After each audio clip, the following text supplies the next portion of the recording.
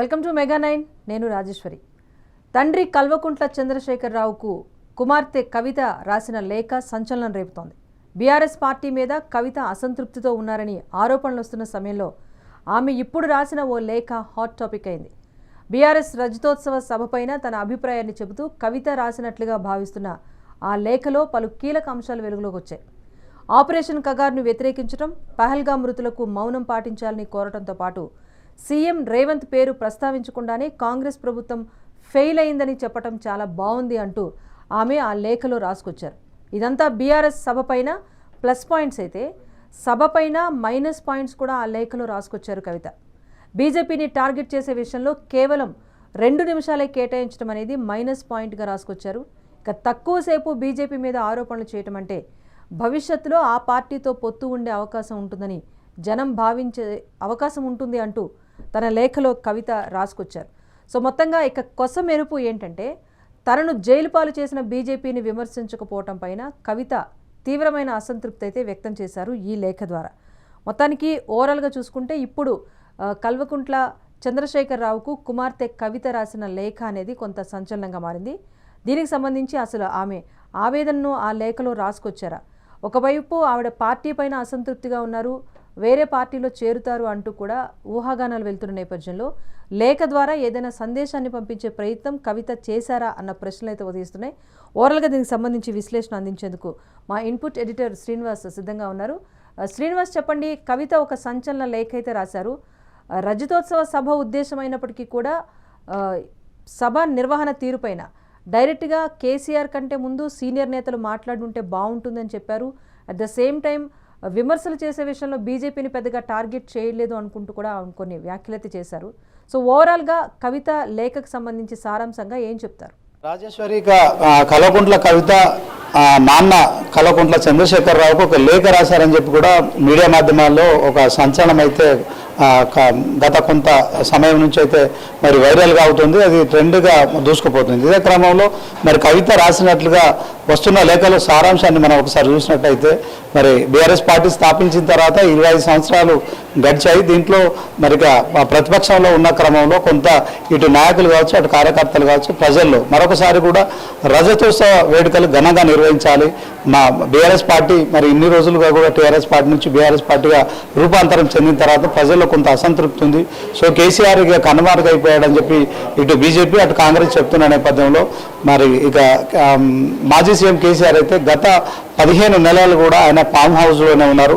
తర్వాత మరి 15 నెలల సమయంలో ఆయన రజతోత్సవ వేడుకలు చాలా ఘనంగా నిర్వహించాలని చెప్పి కూడా ఆయన వ్యూహరచన చేసినట్లు కూడా తెలుస్తుంది. ఇదే క్రమంలో మరి రజతోత్సవ వేడుకలు మరి జరుగుతున్న నేపథ్యంలో పార్టీ నుంచి సుమారు 100 కోట్ల పైగా నిధులు ఖర్చు చేసి ఒక రజతోత్సవ సభ నిర్వహించారు. దీంట్లో ఓవరాల్గా చూసుకున్నట్టయితే ఆ మీటింగ్లో వరంగల్ జిల్లాలో జరిగిన సంగతి మనకు తెలిసిందే. ఎల్కతుర్తి సమీపంలో సుమారు 160 ఎకరాల స్థలంలో కూడా మరి భారీగా జనాన్ని సమీకరించి చేసిన బీఆర్ఎస్ సభ విషయంలో ఇటు కార్యకర్తలు నాయకుల్లో ఇప్పుడు తాజాగా మరి కేసీఆర్ కూతురు కవిత కూడా ఈ యొక్క సభపై కూడా ప్లస్లు మైనస్లు అంటూ కూడా పాజిటివ్ నెగిటివ్ అంటూ కూడా మరొక లేఖ రాసినట్లు ఏదైతే ఉందో ఆమె మరి పూర్తిగా ప్రియమైన నాన్నకు అని సంబోధిస్తూ కంగ్రాచులేషన్స్ అని కూడా ఆమె మొదలుపెట్టారు.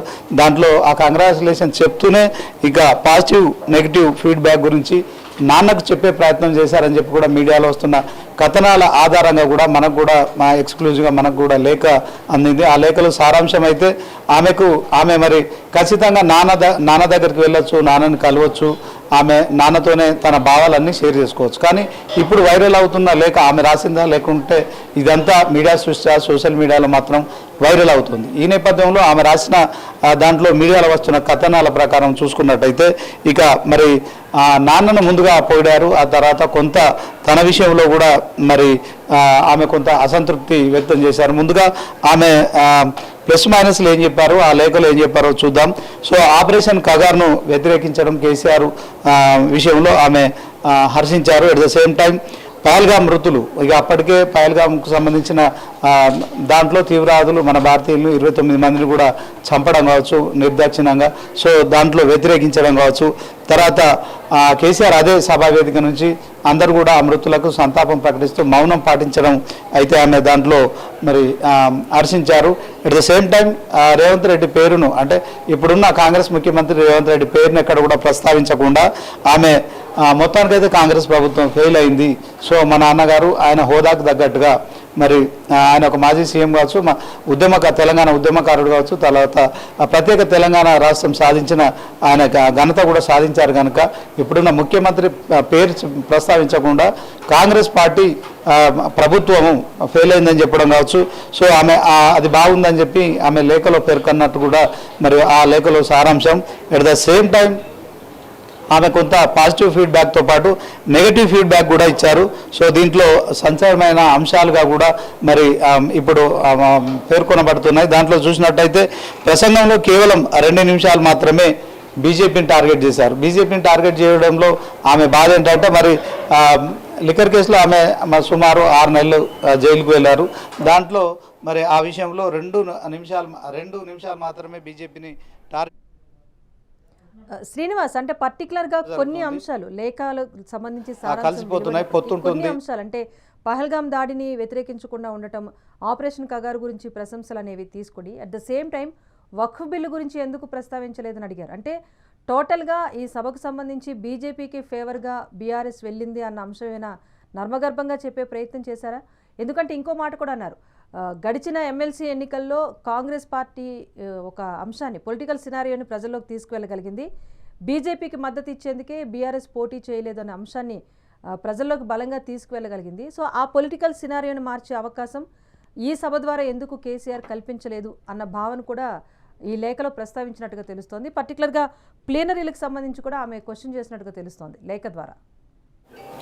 ఖచ్చితంగా ఆమె ఒక 3 పేజీల లేఖనైతే ప్రేమ నాన్న అంటూ సంబోధించి ఆమె రాసిన లేఖలోని సారాంశంలో మరి చాలా కీలకమైన అంశాలను ఆమె ప్రస్తావించారు. దాంట్లో ముఖ్యంగా రజతోత్సవ సభ సందర్భంగా మరి తండ్రి ప్రసంగం గురించి ముందుగా మాట్లాడారు. అయితే తండ్రి ఎవరైతే మరి సుమారు 25 లక్షల పైగా జనాలను సమీకరించారో, భారీ బహిరంగ సభ ఏర్పాటు చేశారు. మొత్తానికి ఇక బీఆర్ఎస్ ప్రస్తావంలో మరి ఇంత భారీగా ఎప్పుడు సమీకరించలేదు. గతంలో అనేక బహిరంగ సభలు నిర్వహించారు, కానీ దీన్ని చాలా ప్రెస్టీజియస్గా కూడా తీసుకున్నారు. సో 40 ఫండ్ సంబంధించి మరి భారీ ఎత్తుగానే నిధులు సమీకరించి జనాన్ని కూడా సమీకరించి చేసిన ఆ మీటింగ్ ద్వారా కేవలం కేసీఆర్ మాత్రమే మాట్లాడారు. అయితే ఆయన ప్రసంగం మరి చాలా ఉంటుందని వాళ్ళంతా ఎక్స్పెక్ట్ చేస్తారు. అంటే సంచలనమైన విషయాలు మాట్లాడతారు, సో సభను ఆకర్షిస్తారు. ఎందుకంటే ఆ మీటింగ్లో కేవలం కేసీఆర్ ఒక్కరు మాత్రమే మాట్లాడారు, మిగతా వారు ఎవ్వరు కూడా మాట్లాడలేదు. సో ఆయన ఒక్క ప్రసంగం బహిరంగ సభ ద్వారా చేయడం కోసము మరి సుమారు 1 రోజులు కూడా మరి బీఆర్ఎస్కి సంబంధించిన క్యాడర్ లీడర్ కార్యకర్తలంతా కూడా శ్రమించారు. అలాంటి సభల ద్వారా మరి కేసీఆర్ ఇంకొంచెం ప్రతిపక్షాలను గట్టిగా విమర్శించుంటే బాగుంటుంది అని చెప్పి కూడా ఆ తర్వాత ఒక ఫీడ్బ్యాక్ అయితే పార్టీలో వినిపించింది. అట్ ద సేమ్ టైం ఆ పార్టీ ఫీడ్బ్యాక్లో కూడా ఆమె కొంత అది ప్రస్తావన చేశారు. సో గతంలో మాజీ ఎవరైతే ఇన్ఛార్జీలు ఉన్నారో నియోజకవర్గాలు కావచ్చు, జిల్లాలు కావచ్చు, సో వారి ద్వారా మాత్రమే ఇది మీరు సభ నిర్వహించారు. సో కొంత అది పార్టీలో కార్యకర్తలు కూడా మైనస్ అయింది. సో ఇట్లాంటి అంశాలన్నింటిని కూడా ఆమె తండ్రికి చెప్పే ప్రయత్నం చేశారు. సో ఆ ప్రయత్నంలో మరి నాన్నగారికి ఆమె డైరెక్ట్గా వెళ్ళి చెప్పచ్చు, కానీ లేఖ ద్వారా ఆమె రాశారు. ప్రస్తుతం ఆమె అమెరికాలో ఉన్నారు. తన పెద్ద కొడుకు మరి డిగ్రీ పూర్తి చేసుకుని అక్కడ చదువుకుంటున్నాడు. ఆ ఫెసిలిటేషన్ కార్యక్రమంలో కూడా పాల్గొన్నారు. ఆమె 3 రోజుల క్రితమే మరి చిన్న కొడుకుతో కలిసి అమెరికా వెళ్ళారు, భర్త అనిల్తో కలిసి. అయితే ఈ నేపథ్యంలో ఇప్పుడు మరి కవిత రాసిన లేఖ అని ఒక 3 పేజీలకు సంబంధించిన లేఖ అయితే. శ్రీనివాస్, అయితే ఇంకొకటి అంతర్గత విభేదాలు అలాగే కుటుంబ రాజకీయాల గురించి అట్ ద సేమ్ టైం పార్టీలో తనకు హరీష్ రావు పార్టీ మారుతారు. సో హరీష్ రావు కూడా ఏదైతే ప్రస్తావించినట్టుగా తెలుస్తోంది. సో కేటీఆర్ కు దక్కినంత ప్రాధాన్యత పార్టీలో తనకు దక్కలేదు, తనకే కాదు మహిళలకు కూడా పార్టీలో అంత ప్రాధాన్యత దక్కలేదు అన్న అంశాన్ని ఏమైనా ఆమె లేఖలో ప్రస్తావించినట్టుగా కూడా తెలుస్తోంది. అంటే ఇలాంటి అంశాలను తెర మీద తీసుకురావడం ద్వారా ఏం చెప్పాలనుకున్నారు కవిత? మరి బీఆర్ఎస్ వర్కింగ్ ప్రెసిడెంట్ మాజీ మంత్రి ప్రస్తుతం సిరిసిల్ల ఎమ్మెల్యే కేసీఆర్ తనయుడు కేటీఆర్ కూడా మరి కోకాపేటలోని తన బావ హరీష్ రావు ఇంటికి వెళ్ళడం కావచ్చు. సో దీంట్లో కూడా మరి బావ అలీ గారు బావమరిది కేటీఆర్ మరి ఆయన బుజ్జగించడానికి వెళ్ళాడని ప్రచారం జరిగిన నేపథ్యంలో కూడా మరి కవిత కూడా తాను తెలంగాణ కాబోయే ముఖ్యమంత్రి అని చెప్పి జ్యోతిష్యుల ద్వారా కూడా ఒక వీడియో ఏదైతుందో ఆమె వరంగల్ పర్యటనకు వెళ్ళిన సందర్భంలో ఆ వీడియోను కూడా ఆమె సోషల్ మీడియాలో కావచ్చు మీడియాలో ఆ వీడియోను సంబంధించి షేర్ చేసుకోవడం కావచ్చు.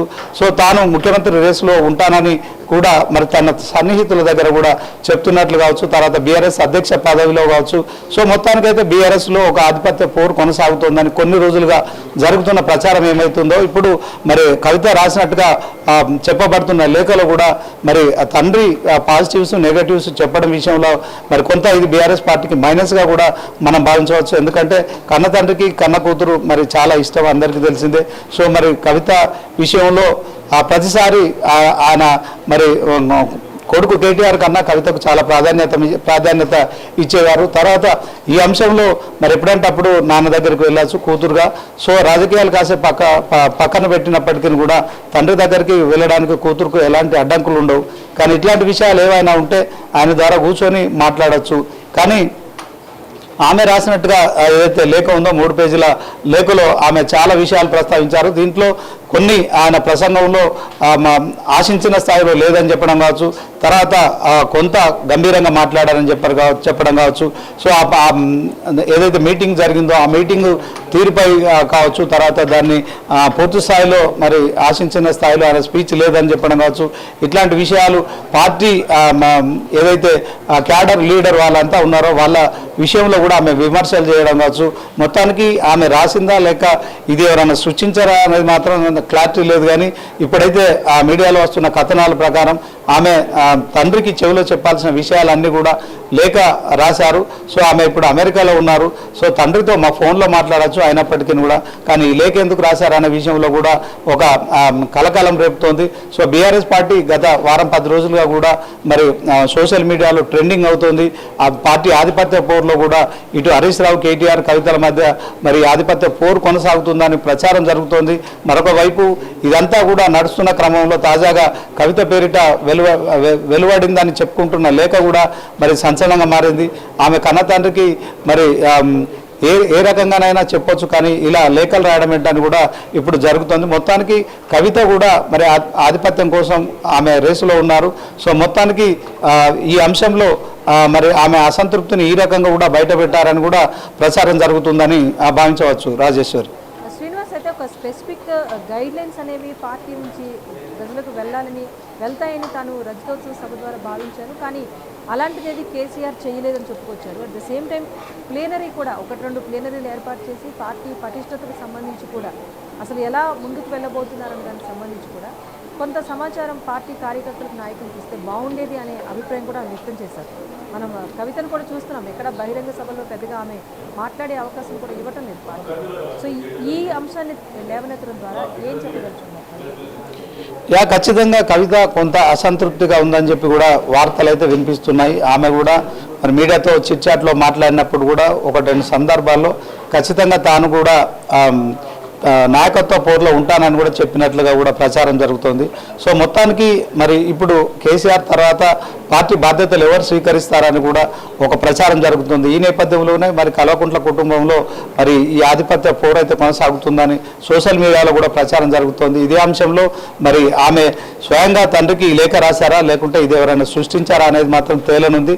దీని పట్ల బీఆర్ఎస్కు సంబంధించి మరి ఇటు కేసీఆర్ కావచ్చు, కేటీఆర్ కావచ్చు, లేకుంటే హరీష్ రావు ఇలాంటి స్థాయిలో ఉన్న వ్యక్తులు అయితే దీన్ని తేటతెల్లం చేయాల్సిన అవసరం ఉంది. ఎందుకంటే ఇప్పటికే జరగాల్సిన డ్యామేజ్ అయితే జరుగుతుంది. మరి కవిత ఆధిపత్య పోరులో ఉండవచ్చు. తర్వాత కేసీఆర్ ఆల్రెడీ అధ్యక్షుడిగా ఉన్నారు. సో ఇప్పుడు దగ్గరలో ఎలక్షన్స్ కూడా లేవు. కేసీఆర్ కూడా పూర్తిగా ఆరోగ్యంగా ఉన్నారు. ఈ నేపథ్యంలోనే మరి ఆ కుటుంబంలో అధ్యక్ష పదవి రేసులో మరి ఇటు కేటీఆర్ అటు కవిత పోటీ పడుతున్నారని కూడా ప్రచారం జరుగుతున్న నేపథ్యంలో ఆమె కూడా తాను తెలంగాణకు కాబోయే సీఎం ఉందని ఏదైతే చిలక జోస్యం చెప్పించుకొని ఆ వీడియోను కూడా వైరల్ చేయడంలో ఉద్దేశం ఆమె మరి చెప్పకనే చెప్తున్నట్టు అనిపిస్తోంది. మరి ఇప్పుడు తాజాగా రాసిన లేఖ అయితే వైరల్ అవుతుంది. దాంట్లో ప్రతి ఒక్క అంశం కూడా మరి కొంత కేసీఆర్ను తండ్రి కేసీఆర్ను మెచ్చుకుంటూనే మరొక వైపు ఆమె పార్టీలో జరుగుతున్న అంతర్గత విషయాలపై కూడా మరి ఆమె అసంతృప్తి వెలగడం మనం చూడొచ్చు. దీంట్లో మరి కేసీఆర్ లాంటి సీనియర్ రాజకీయ నాయకుడు, మరి తెలంగాణ ఉద్యమ నాయకుడు, ఆయన మరి తెలంగాణకు 10 ఏళ్ళు ముఖ్యమంత్రి పనిచేశారు. సో అలాంటి వ్యక్తికి మరి ఎమ్మెల్సీ కవితకు ఎమ్మెల్సీగా అవకాశం ఇచ్చారు. ఎట్ ద సేమ్ టైం ఒకసారి ఎంపీగా కూడా ఆమె గెలిచారు. మొత్తానికి ఆమె కూడా ఒక 10-11 సంవత్సరాలుగా కూడా అటు ఉద్యమంలో పాల్గొన్నారు, ఇటు ఈ యొక్క రాజ్యాంగ పదవులలో కూడా ఉన్నారు. సో ఆమె కూడా కొంత నాన్నతో కలిసి నాన్న భావాలను పుణికిపుచ్చుకొని నాన్న అడుగు జాడలో నడుస్తూ తెలంగాణ జాగృతిని ఏర్పాటు చేశారు. At the same time BRS party టీఆర్ఎస్ని బీఆర్ఎస్గా రూపాంతరం చేసిన క్రమంలో ఆమె కూడా మరి తెలంగాణ జాగృతిని భారత జాగృతి అని కూడా పేరు మార్చడం కావచ్చు. దేశవ్యాప్తంగా కూడా మరి బీఆర్ఎస్తో పాటు తాను కూడా ఒక మహిళా నాయకురాలుగా కూడా మహిళలందరినీ కూడా జాగృత చేసే దిశగా కూడా ఆమె మరి నాన్నతో కలిసి నడుస్తున్నారు. ఇలాంటి క్రమంలో ఈ లేఖ రాయడం అయితే కొంత మరి విపక్షాలకు ఇది ఒక ఆయుధంగా మనం చూడొచ్చు. ఇలాంటి సమయంలో ఈ లేఖ రాయడం పార్టీకి కూడా కొంత ఇబ్బందికరమైన పరిస్థితి. ఎందుకంటే మొన్ననే మరి బీఆర్ఎస్ పార్టీ రజతోత్సవాలు నిర్వహించుకొని కొంత పార్టీలో నాయకుల్లో క్యాడర్లో కూడా జోష్ పెంచిన కేసీఆర్ తాజాగా మరి ఏదైతే కవిత చేస్తున్న కొన్ని చర్యలతో ఆయనకు కొంత ఇబ్బంది కలిగే అంశం ఉంటుందని కూడా మరి రాజకీయ విశ్లేషకులు భావిస్తున్నారు. సో ఇలాంటి లేఖ రాయడం ఇది బహిరంగం అవ్వడం కావచ్చు. సో మొత్తానికి ఆమె రాసిందా లేకుంటే ఇదా ఎవరైనా సృష్టి అయినా అని కూడా మరి బీఆర్ఎస్ సంబంధించిన మరి నేతలు ఎవరైనా కూడా దీన్ని స్పష్టంగా చెప్పాల్సి ఉంటుంది.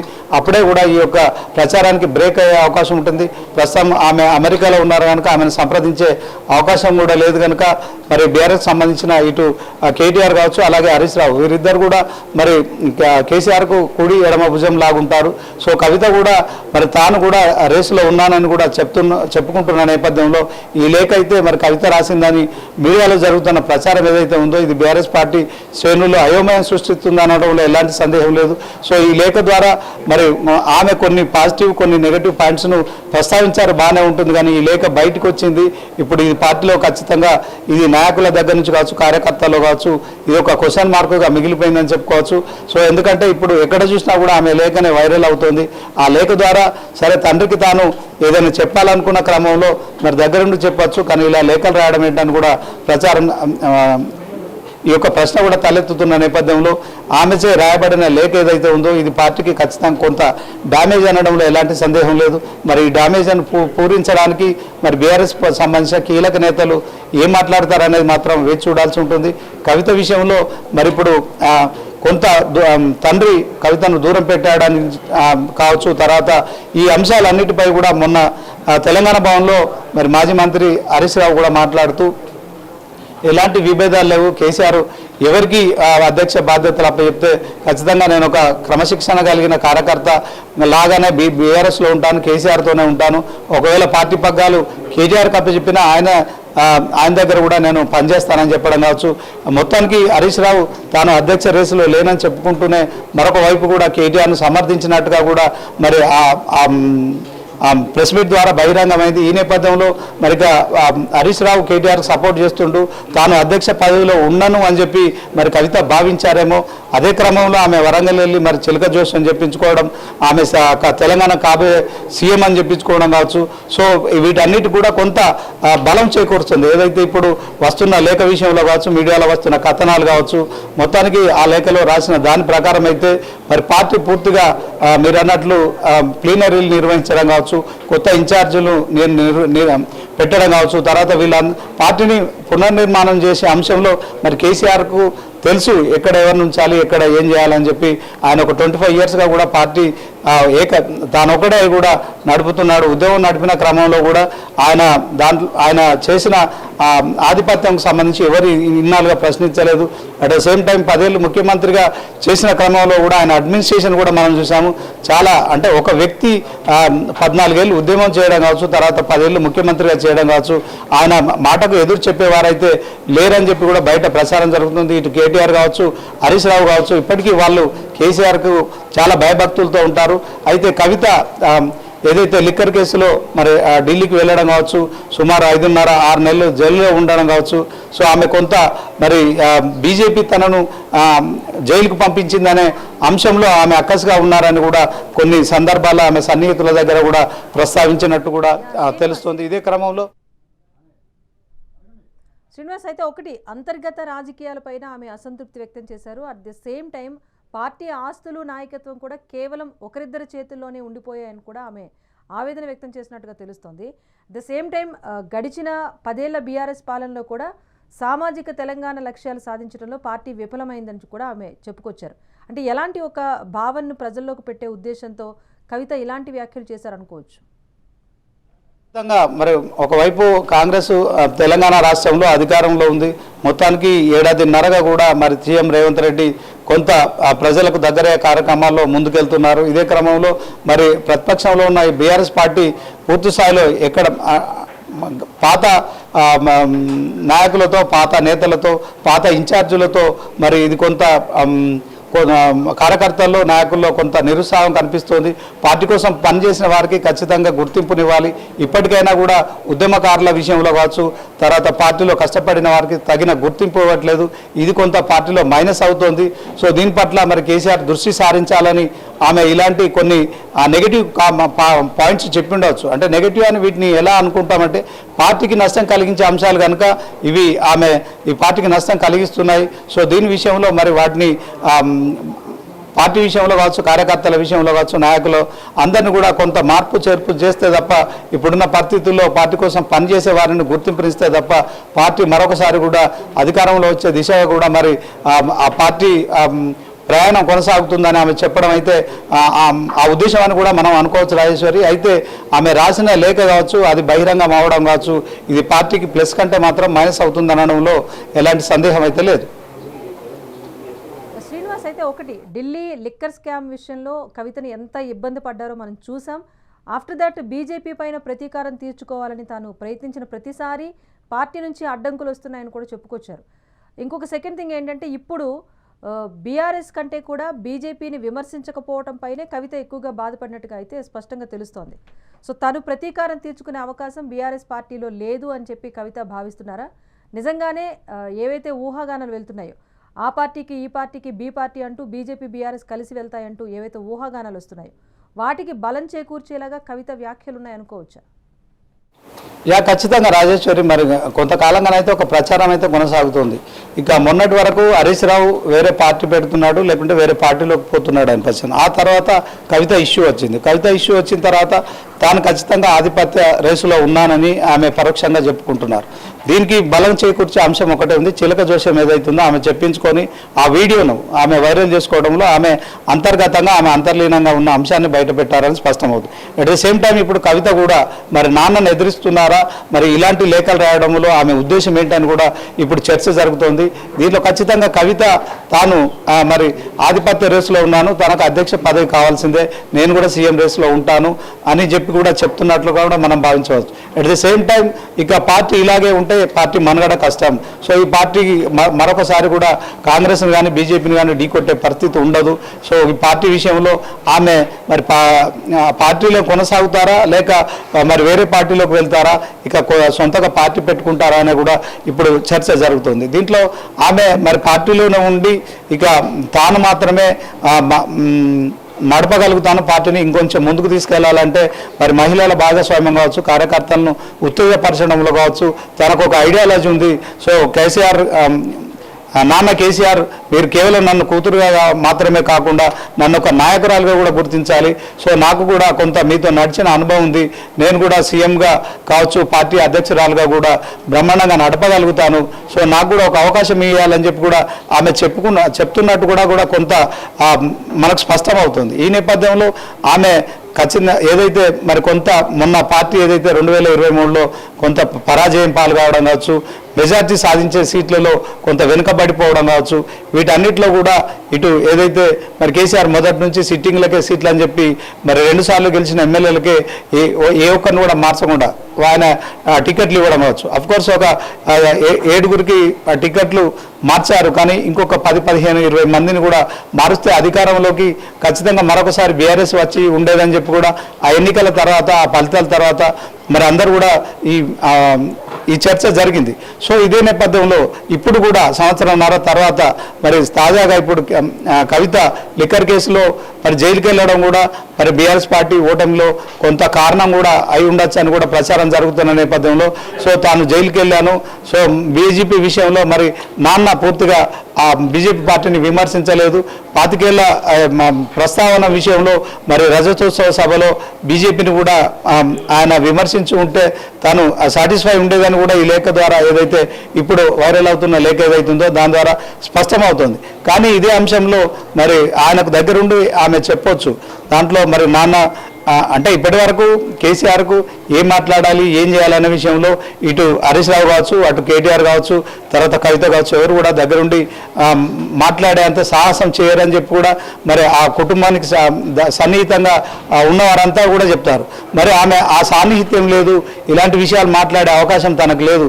అందుకే తాను ఈ లేఖ ద్వారా బహిరంగ పరిచేసి మరొకవేళ నాన్న కూడా రెస్పాన్స్ చూసి మరి తనకు ప్రాతినిధ్యం ఇస్తే పార్టీలో ఉండడం, లేకుంటే ఆ పార్టీని వీడి తర్వాత మరి సొంతగా పార్టీ పెట్టుకుంటారా, లేకుంటే ఇంకో పార్టీలో జాయిన్ అవుతారా, ఇంకో ఆ ప్రచారం కూడా జరుగుతోంది. ఇదంతా కూడా కాంగ్రెస్ సంబంధించిన కీలక నేత కవిత దగ్గరుండి చేయిస్తుండా అని చెప్పి కూడా ప్రచారం జరుగుతున్న నేపథ్యంలో మరి ఆమె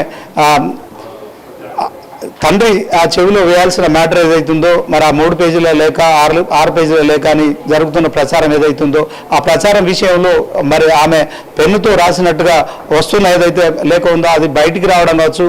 ఆ లేఖలో ప్రస్తావించిన అంశాలు ఏవైతే ఉన్నాయో మరి ఒక 2 నిమిషాలు మరి మీరు చాలా బాగా మాట్లాడు, హుందాగా వ్యవహరించారు, ప్రతిపక్ష నాయకుడి హోదాలో మీరు చాలా బాగా మాట్లాడారనుకుంటున్నాయి, అనేక విషయాలు ప్రస్తావించడం కావచ్చు, వాటిపైన విమర్శలు చేయడం కావచ్చు, పార్టీ విషయంలో కూడా కేసీఆర్కు ఆమె పరోక్షంగా మరి సూచనలు ఇచ్చినట్టుగా కూడా కనిపిస్తుంది. At the same time party ఇలా నడిస్తే ఖచ్చితంగా మనం రేసులో ఉండలేము, ఈ నేపథ్యంలో మరి ఖచ్చితంగా పార్టీలో పునర్నిర్మాణం చేయాల్సి ఉంటుంది, కార్యకర్తలను గుర్తించాలి, నాయకులను గుర్తించాలి, వారికి కూడా పదవి బాధ్యతలు అప్పచెప్పాలని చెప్తున్న ఏదైతే ఉందో ఈ లేఖలో ఉన్న సారాంశం మాత్రం కొంత కేసీఆర్కు ఒక రకంగా మరి ఆమె సున్నితమైన అంశాలను కూడా మరి బహిరంగపరచడం అయితే ఇది సంచలనంగా మారింది. ఈ అంశంలో కేసీఆర్ మరి ఈ విషయంలో ఏం మాట్లాడతారు, అట్ ద సేమ్ టైం ఈ లేఖ నిజమేనా లేకుంటే ఎవరైనా సృష్టించారా అనేది కూడా తేలాల్సి ఉంటుంది. రాజేశ్వరి, శ్రీనివాస్, ఫైనల్లీ ఒక్కటి చెప్పండి, ఇప్పుడు బీజేపీని వ్యతిరేకించకపోవటమే ఒక పెద్ద పాయింట్గా ఆమె తీసుకున్నారు. సో తాను ప్రతీకారం తీర్చుకోవడానికి పార్టీ ద్వారా అయితే అవకాశం లేదు బీజేపీ విషయంలో. సెకండ్ థింగ్, పార్టీ ప్లేనరీలో కూడా పెద్దగా ఆమెకు ప్రాధాన్యత దక్కలేదు. ఒక మహిళా నాయకురాలుగా కూడా గతంలో కానీ ఇప్పుడు కానీ అంత ప్రాధాన్యత లేదు అన్నది ఆమె తెర మీద తీసుకొస్తున్న అంశాలు. సో ఇన్ని అంశాలు చూసుకుంటే లేఖలో ఓవరాల్గా అయితే ఆమె మనస్తాపానికి గురయ్యారు అన్నది స్పష్టంగా తెలుస్తోంది. సో సొంత బీఆర్ఎస్ కీలక నేతలు అసలు కవిత రాసిన లేఖ పైన ఎలాంటి స్పందన వ్యక్తం చేస్తున్నారు? ఖచ్చితంగా ముందుగా ఒక విషయం అయితే మనం గమనించినట్లయితే మనం ఇటు కేసీఆర్ కుటుంబంలో ఏదైతే లేఖలు కలకాలం సృష్టిస్తున్నాయో ఆ లేఖల విషయంలో మరి ఒక క్లారిటీ ఇవ్వాల్సింది కేసీఆర్ కానీ, కేటీఆర్ కానీ, హరీష్ రావు. ఈ ముగ్గురు కూడా మాట్లాడాలంటే ఖచ్చితంగా వాళ్ళు మాట్లాడిన తర్వాత నిజాలు తెలుస్తాయి. ఎట్ ద సేమ్ టైం కవిత రాసిన లేఖ పేరిట ఏదైతే వైరల్ అవుతుందో ఆ 3 పేజీలు 6 పేజీలు ఏవైతే ఉన్నాయో వాటి విషయంలో కూడా మరి ఎవరో ఒకరు అధికారికంగా ప్రకటించిన తర్వాతనే ఈ యొక్క వివాదాన్ని సద్దుమణిగే అవకాశం ఉంటుంది.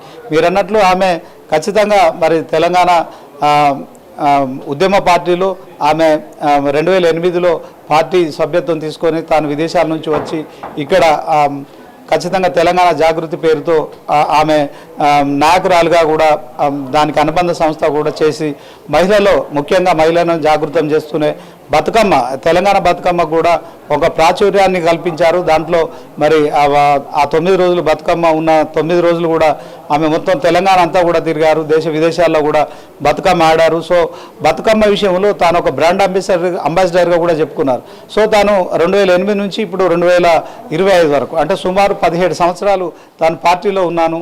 సో దీంట్లో మహిళలకు నేను ఒక ప్రతినిధిగా ఉన్నాను. బీఆర్ఎస్ పార్టీకి సంబంధించిన ప్లీనరీ అంశంలో తాను కొంత అసంతృప్తిగా ఉన్నట్టు కూడా ఆమె చెప్తున్న దాని ప్రకారం మనకు స్పష్టమవుతుంది. అయితే దీంట్లో మా తెలంగాణ ఉద్యమం స్టార్ట్ అయిన దగ్గర నుంచి కూడా మరి 14 ఏళ్ళు ఉద్యమంలో మరి చాలామంది తెలంగాణ ప్రజలతో పాటు నాయకులు కార్యకర్తలు మరి గులాబీ నాయకులు అంతా కూడా మరి మమేకమైపోయారు. దీంట్లో 2014 తర్వాత కేసీఆర్ కూడా మరి అందరికీ సముచితమైన స్థానం ఇచ్చే కార్యక్రమంలో కొందరిని విస్మరించడం జరుగుతుంది.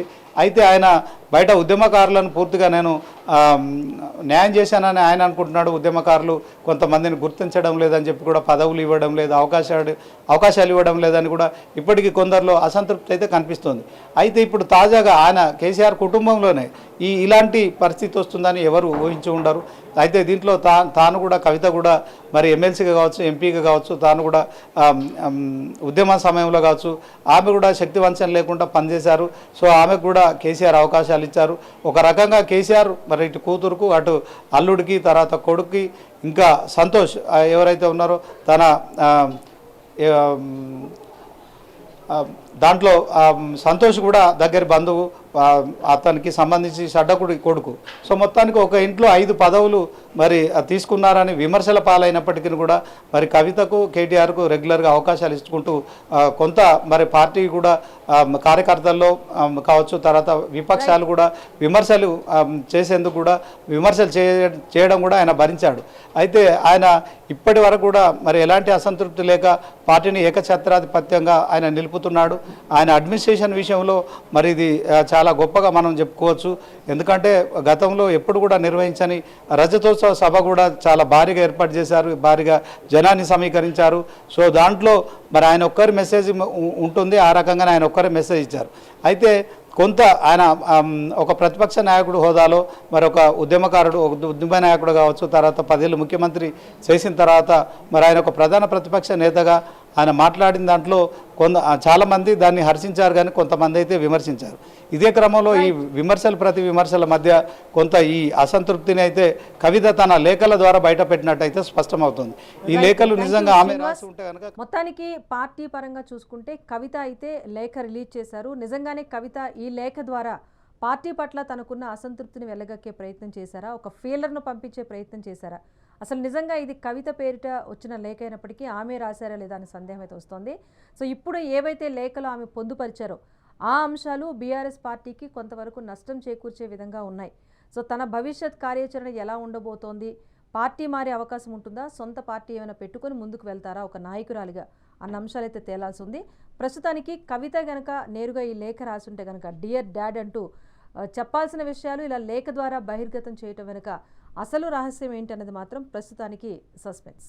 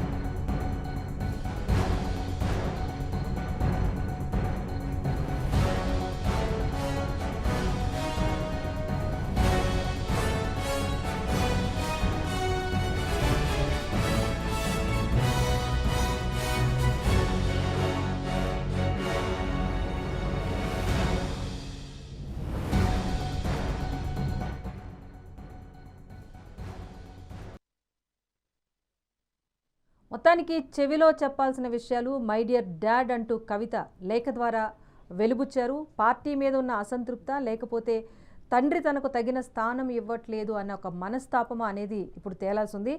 ఓవరాల్గా కవిత 6 పేజీల లేఖలో తన అసంతృప్తిని వెళ్ళగక్కారు అన్న అంశమే ఇప్పుడు హాట్ టాపిక్గా మారింది రాష్ట్రంలో. సో తండ్రి కేసీఆర్కు కల్వకుంట్ల కవిత ఒక సంచలన లేఖ అయితే రాశారు. లేఖలో వరంగల్ సభలో ఏవైతే కేసీఆర్ ప్రసంగం ఉందో వేరెవరూ మాట్లాడకుండా కేవలం కేసీఆర్ మాత్రమే మాట్లాడటం పైన ఆమె ముందుగా వ్యాఖ్యానించుకుంటూ వచ్చారు. సీనియర్ నేతలు కూడా ఎవరైనా మాట్లాడాల్సి ఉంటే బాగుండేది కేసీఆర్ కంటే ముందు అని చెప్పి కవిత ప్రస్తావించారు.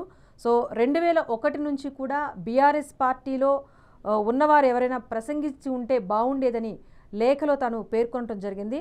అలాగే బీజేపీ పైన చాలా కోపంగా ఉన్నారు కవిత. ఎందుకంటే గడిచిన ఢిల్లీ లిక్కర్ స్కామ్ విషయంలో ఆమె ఎంత మనోవేదనకు గురయ్యారు. సో జైల్లో అన్ని రోజులు గడిపి ఆమె రావటం పైన కూడా ఆమె చాలా ఆగ్రహంగా ఉన్నారు. అయితే ప్రతీకారం తీర్చుకునే అవకాశం నాకు బీఆర్ఎస్ పార్టీ ద్వారా లభించటం లేదు అన్న ఒక ఆవేదన చాలాసార్లు తన వ్యాఖ్యల ద్వారా కవిత చెప్పుకొచ్చారు. అయితే ఇప్పుడు ఈ రజతోత్సవ సభ సాక్షిగా బీజేపీని పెద్దగా విమర్శించకపోవటం పైన ఆమె అయితే తీవ్ర అసంతృప్తి అనేది వ్యక్తపరిచారు అనేది స్పష్టమవుతోంది. ఎందుకంటే బీజేపీ చేసిన పహల్గామ్ దాడి గురించి ప్రశంసించారు. అలాగే ఆపరేషన్ కగార్ గురించి ప్రస్తావించారు. కానీ ఏదైతే వ్యతిరేకత వచ్చిందో వక్ఫ్ బిల్లు గురించి కానివ్వండి, మిగతా అంశాలు బీజేపీ పైన వ్యతిరేకత ఉన్న అంశాల గురించి కేసీఆర్ ప్రస్తావించలేదు అన్న అంశాన్ని ఈమె లేఖలో తెర మీద తీసుకొచ్చారు. దీంతో పాటుగా చూసుకుంటే కనుక భవిష్యత్తులో బీజేపీతో కేసీఆర్ పొత్తు పెట్టుకుంటారని చాలామంది ప్రచారం చేస్తున్నారు. సో ఇప్పుడు చేస్తున్న ఈ ప్రసంగం ఏదైతే ఉందో ఇది పూర్తిగా బీజేపీకి ఫేవర్గా ఉంది అనే ఒక బాధనైతే ఆమె వ్యక్తం చేస్తూ లేఖలో అయితే పేర్కొన్నారు. మరికొంచెం బీజేపీని టార్గెట్ చేస్తే బాగుండేది అని కవిత లేఖలో పేర్కొన్నారు. ఇంతేకాకుండా మొన్న ఎమ్మెల్సీ ఎన్నికల్లో కాంగ్రెస్ జనంలోకి ఒక పొలిటికల్ సినారియోని తీసుకువెళ్ళింది. కాంగ్రెస్ పార్టీ బీజేపీని గెలిపించేందుకే బీఆర్ఎస్ ఎక్కడా కూడా ఎమ్మెల్సీ ఎన్నికలు పోటీ చేయలేదు, అంతలా బీజేపీకి సపోర్ట్ చేసిందన్న అంశాన్ని సీఎం రేవంత్ రెడ్డి తన ప్రసంగాల ద్వారా నేరుగా ప్రజల్లోకి తీసుకువెళ్ళి ఒక పొలిటికల్ సినారియో అనేది సెట్ చేశారు. సో దాన్ని మార్చే ప్రయత్నం ఈ వేదిక సాక్షిగా జరిగితే బాగుండేది అన్న అభిప్రాయం కూడా కవిత వ్యక్తం చేశారు. అట్ ద సేమ్ టైం ఒక స్పెసిఫిక్ ప్రోగ్రామ్ గైడ్లైన్స్ అనేవి ఈ సభ ద్వారా పార్టీకి సంబంధించి కొంత ఇచ్చుంటే బాగుండేది అని చెప్పేసి చాలా రోజుల తర్వాత 15 ఏళ్ళుగా రాజకీయంలో ప్రయాణం చేస్తున్నప్పటికీ కూడా చాలా రోజుల తర్వాత పార్టీని ఉద్దేశించి కొన్ని ఇలాంటి వ్యాఖ్యలు చేయటం, సూచనలు చేయటం అనేది మాత్రం ఈ లేఖ ద్వారా మొదటిసారినే చెప్పుకోవాలి. మరీ ముఖ్యంగా కేసీఆర్ చేసిన ప్రసంగం పైనే తను టార్గెట్ చేశారు. ప్రసంగంలో రేవంత్ రెడ్డి పేరు ప్రస్తావించకపోయినా సో కాంగ్రెస్ పార్టీ పైన ఏవో వ్యతిరేక ప్రసంగం చేసే ప్రయత్నం చేశారు. అంతవరకు బాగుంది. కానీ బీజేపీని ప్రశంసించటం అలాగే బీజేపీని వ్యతిరేకించకుండా మాట్లాడటం తనకు నచ్చలేదు అన్నది చాలా స్పష్టంగా ఆమె చెప్పడం జరిగింది. అయితే ఓవరాల్గా కాంగ్రెస్ పాలన ఫెయిల్ అన్నారు. కానీ కేంద్ర ప్రభుత్వంలో ఉన్న బీజేపీ పాలన ఫెయిల్ అన్న అంశాన్ని ఎక్కడ తెర మీదకు తీసుకురాలేదు అన్న బాధ కూడా ఆమె లేఖ ద్వారా వ్యక్తం చేశారు. At the same time party plenaries కూడా ఏర్పాటు చేయాలి. గతంలో ప్లేనరీస్ ఉన్నప్పటికీ ఆమెకు ప్రాధాన్యత ఇవ్వలేదు, ప్రసంగించే అవకాశం కూడా ఇవ్వలేదు. కనుక కొన్ని ప్లేనరీస్ ఏర్పాటు చేసి పార్టీకి సంబంధించి ఇప్పుడు ఎవరైతే అసంతృప్తితో ఉన్నారో క్యాడర్లో ఎక్కడో చిన్న అసంతృప్తి ఉందో వాటికి సంబంధించి కొంత క్లారిటీ కేసీఆర్ ఇస్తే బాగుండేది అన్న అభిప్రాయాన్ని కూడా కవిత లేఖలో పేర్కొన్నారు. దీంతో పాటుగా చూసుకుంటే పార్టీలో అంతర్గత రాజకీయాలు ఉన్నాయి, కుటుంబంలో విభేదాలు ఉన్నాయి, పార్టీకి సంబంధించి ఆస్తులు కానీ నాయకత్వం కానీ ఒకరిద్దరి చేతుల్లో మాత్రమే ఉంది అని కవిత పేర్కొనటం కూడా ఇక్కడ ఆలోచించాల్సిన విషయంగా ఉంది. ఈ లైన్ తీసుకుంటే కనుక కేటీఆర్కు తగ్గిన ప్రాధాన్యత, కుమారుడికి దక్కిన ప్రాధాన్యత కుమార్తెగా తనకు దక్కట్లేదు అనే అభిప్రాయం ఇండైరెక్ట్గా ఈ లేఖ ద్వారా ప్రస్తావించారా కవిత అన్నట్టుగానే ఈ లైన్ అయితే కనిపిస్తోంది. వీటన్నిటితో పాటుగా పార్టీలో మహిళా సాధికారత అనేది లేదు. సామాజిక తెలంగాణ లక్ష్యాలను చేరుకోవటంలో గడిచిన 10 ఏళ్లలో కూడా బీఆర్ఎస్ ప్రభుత్వం వైఫల్యం చెందింది. వాటి మీద దృష్టి పెడుతూ కొంత ప్రసంగం చేస్తే బాగుండేది, దృష్టి పెట్టి కాస్త పార్టీని ముందుకు తీసుకెళ్తే బాగుండేది అన్న అభిప్రాయం కూడా కవిత ఈ లేఖ ద్వారా వ్యక్తపరిచారు. మొత్తానికి ఏదేమైనా కూడా పార్టీ అధిష్టానం తనను అడ్డుకుంటోంది, పార్టీ కార్యక్రమాలకు సంబంధించి పెద్దగా ప్రాధాన్యత ఇవ్వట్లేదు, పార్టీలో తనకు సముచిత స్థానం దక్కట్లేదు అన్న అంశాన్ని, తాను మనస్తాపానికి గురైన అంశాన్ని కూడా కవిత చాలా స్పష్టంగా వ్యక్తపరిచారు అనటంలో ఎలాంటి సందేహం లేదు. ఓవరాల్గా తీసుకుంటే సో పార్టీ సంబంధించి అంతర్గత రాజకీయాలు ఉన్నాయి, నాయకులు కూడా చాలామంది అసంతృప్తితో ఉన్నారు. వారందరికీ ఒక దిశానిర్దేశం చేసే విధంగా ప్రసంగం ఉంటే బాగుండేదని చెప్పేసి కూడా కవిత పేర్కొనడం జరిగింది. సో ఓవరాల్గా కవిత పేరిట ఈ లేఖ బహిర్గతం అయినప్పటికీ, సీక్రెట్గా తండ్రితో చెప్పాల్సిన అంశాలు అయినప్పటికీ ఇలా బహిరంగ లేఖ ద్వారా వ్యక్తపరచడం అనేది కొంత బీఆర్ఎస్ పార్టీకి నష్టం చేకూర్చే అంశం అన్నది రాజకీయంగా వినిపిస్తున్న విశ్లేషణ. బీఆర్ఎస్ పార్టీలో ఉన్న కొంతమంది కీలక నేతలు కూడా తమ అభిప్రాయాలను వెలుబుచ్చలేకపోతున్నారు. సో కవిత ఇప్పుడు లేఖ ద్వారా వెలుబుచ్చారు కనుక పార్టీకి సంబంధించిన నేతలు దీనిపైన ఎలా స్పందిస్తారు అన్నది కూడా మనం వేచి చూడాల్సిందే. మరి కవిత నిజంగా బీఆర్ఎస్ పార్టీలో ఉండదలుచుకుంటే ఇలా బహిరంగ లేఖ ద్వారా తాను మనస్తాపానికి గురైన విషయాన్ని వెల్లడించే అవకాశం లేదు. సో పార్టీ మారుతారా, లేకపోతే సొంతంగా కవిత పార్టీ పెట్టుకొని తన రాజకీయ ప్రస్థానాన్ని కొనసాగిస్తారా అన్నది మాత్రం మనం వేచి చూడాల్సిందే. ఇది ఇప్పటివరకు ఉన్న అప్డేట్. Keep watching mega 9.